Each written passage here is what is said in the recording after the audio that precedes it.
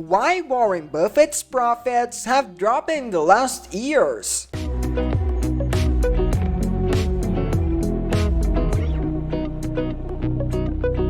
Hi, thanks for watching Celebrities and Famous. Buffett's glorious returns. Warren Buffett is one of the best inventors of all time, boasting an average annual rate of return of 20.5% since 1965. However, over the past decade, his company, Berkshire Hathaway, has lagged slightly behind the S&P 500 index. More importantly, in early 2019, Warren Buffett revealed that he had hard times in trying to beat the S&P P 500. So what happened to the Omaha Oracle? Before we start, we should mention that just because Warren Buffett has been struggling to beat the market doesn't mean he's doing badly at all. Over the past 10 years, Berkshire Hathaway has produced a solid 11.08% annual return, while the S&P 500 has returned 11.379% without reinvested dividends and 13.537% with reinvested dividends. So while Warren Buffett lagged behind in the S&P 500, he didn't necessarily perform poorly. That said, the fact is, Warren Buffett's returns over the past 10 years are only a fraction of what they used to be. So let's take a look at some of the factors driving this, starting with the size of Berkshire Hathaway. Berkshire Hathaway size. Berkshire Hathaway is currently the 12th largest company in the world, with a market value of $543 billion.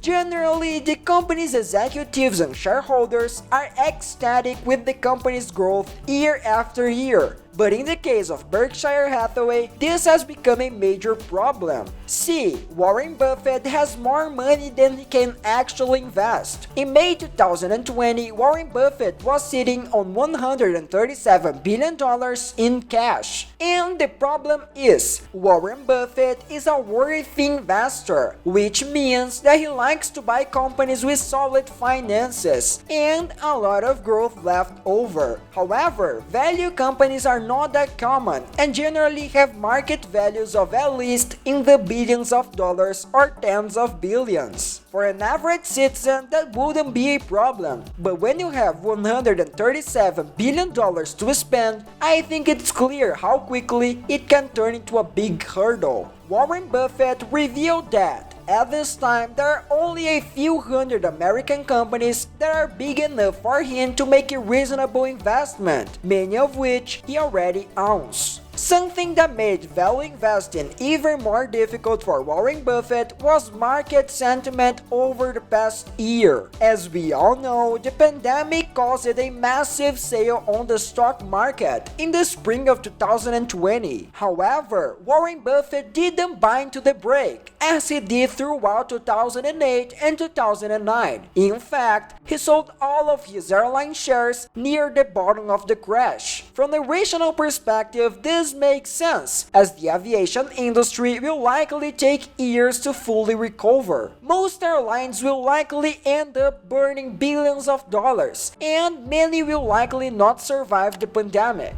Despite this, investors raised airline shares anyway. For example, let's take a look at Southwest Airlines. Between 2007 and 2020, the share price fluctuated around $50. During the pandemic, shares dropped to $23.87, but since then, the stock price has almost fully recovered, reaching $45 today. In this perfect world, that would mean that Southwest is operating at about 80% of the capacity it operated before the pandemic. In fact, in the third quarter of 2020, Southwest lost $1.2 billion, indicating that is far from fully recovering at this time. Unlike the 2008 crash, stock investing is much more accessible to the average citizen, especially with the increase in investment applications. As a result, many investments of potential value were tendered before the respective company actually started making a turnaround. making it nearly impossible to find real value investments in the market. In addition to struggling to find where to put his money, Warren Buffett has also been outperformed by another segment of the market, which are growth stocks. Stocks growth. In the last decade, investors have migrated to companies with enormous future potential, even if they are overvalued on paper. For example, one of the most popular investments in growth companies was, of course, Amazon. On paper, Amazon did not have the highest profit margins. To be honest, they had terrible profit margins, and Amazon Web Services increased its retail deficit over the decade. However, Amazon has seen tremendous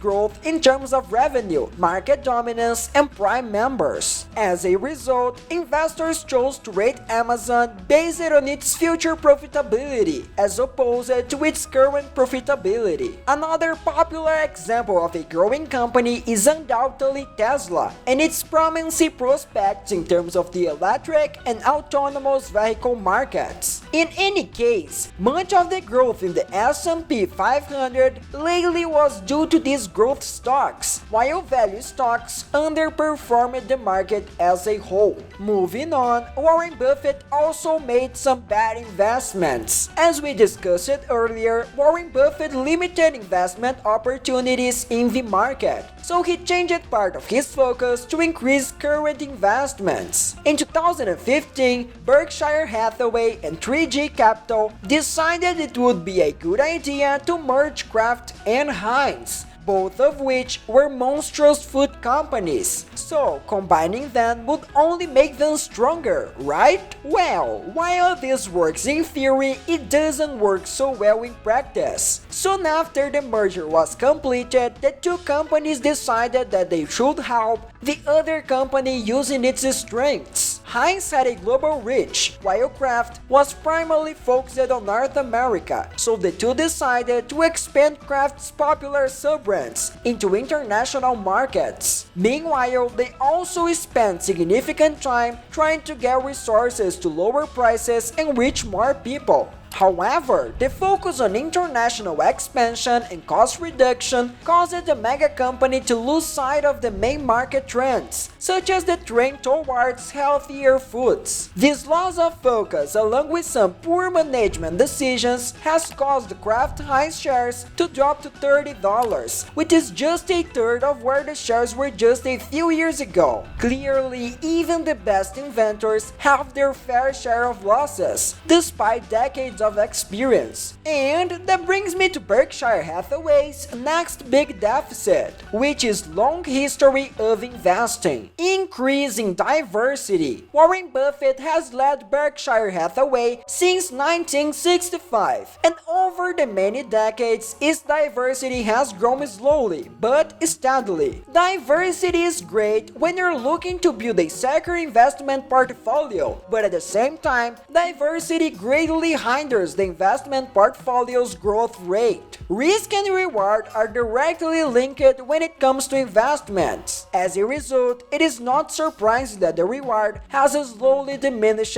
as the risk has diminished. Now, Berkshire holdings aren't as diverse as the S&P 500, but they still hold up somewhat. As of September 2020, Berkshire Hathaway had 49 different stakes. They continue to hold significantly more capital in companies where they have higher conviction, such as Apple, Bank of America, and Coca-Cola. However, it does not take much diversification to significantly limit growth rates. Take Apple, for example. Berkshire Hathaway holds a colossal $137 billion worth of Apple shares, which represent about half of its portfolio. In 2020, Apple shares rose a massive 70% total. If the entire portfolio were just Apple stocks, which is not a good idea, then your portfolio would also rise to 70%. But what if only 50% of your portfolio were Apple stocks, and the rest were average stocks that match to the market and return, say 10%? In such a scenario, the overall return on the portfolio over the year would be 40%, which is still a phenomenal return. However, it is only a fraction of 70%, and this becomes extremely clear over time. If both portfolios started at $100, after the first year the diversified portfolio would be only $30 behind the undiversified portfolio. But if this phenomenon continues for 10 years, the diversified portfolio starts to drop significantly. At the end of 10 years, the diversified portfolio would be $2,892, while the undiversified portfolio would be a staggering $20,000. As you can see, while the diversified portfolio had rates of return higher than half of the non-diversified portfolio, the diversified portfolio ends up with less than 15% of the total return. That's why Warren Buffett and most top billionaires hate diversification. In fact, Warren Buffett said, "Diversification is a protection against ignorance." That makes very little sense to someone who knows what they are doing. Now, that's not to say you shouldn't diversify, but if you're looking to beat the market, a concentrated portfolio is essential. And while Warren Buffett is well aware of this principle, he hasn't been able to do much about it. He is at a point where he chooses to diversify or keep the money in cash, which is even worse. So, as Berkshire Hathaway grew, Warren Buffett was forced to diversify, which substantially hurt his earnings. Becoming the market. At the end of the day, you haven't figured it out yet. There is a broad theme in all of this, which is that, over time, Berkshire Hathaway has become more or less the market itself. In the early days, when they were small, agile and focused, Berkshire had to enjoy gains of 30%, 40%, and even 50% a year. But as they grew in size, they became too big to effectively invest all of their cash. As a result, they were forced to diversify their portfolio and settle for smaller earnings. In the end, while it appears that Warren Buffett's glory days are slowly drawing to a close, there is no doubt that his investment and legacy philosophies will live for centuries. What do you think is the main reason for Berkshire Hathaway's declining returns? Please share your opinion with us in the comments below. That's all for today, fellas. I hope you enjoyed this video. Please subscribe to our channel, leave your like and share with your friends. Thanks for watching and see you in the next video. Bye bye.